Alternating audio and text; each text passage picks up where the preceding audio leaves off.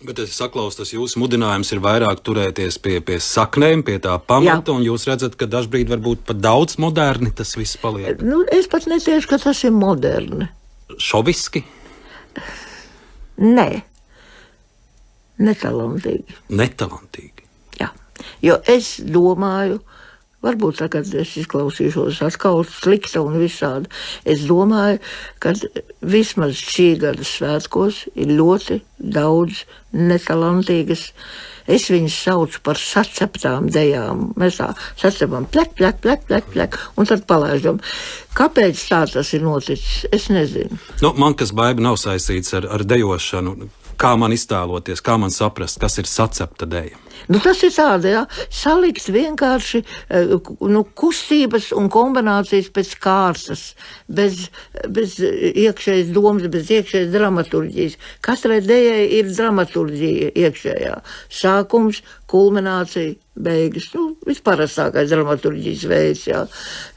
Bet, teiksim, es tiešām atļaujos teikt, ka šī gada svētkos ir tādas, kurās ir vienkārši saliktas kombinācijas pēc kārtas. Tā. Bet varbūt viņas atkal televīzijā vizuāli labi izskatās. Redziet, te ir nākošā lieta, par ko es atkal gribētu teikt.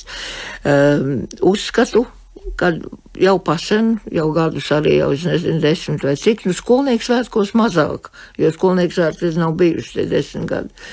Bet lielajos svētkos tie vairs nav deju svētki. Tos mēs varētu saukt par zīmējumu svētkiem.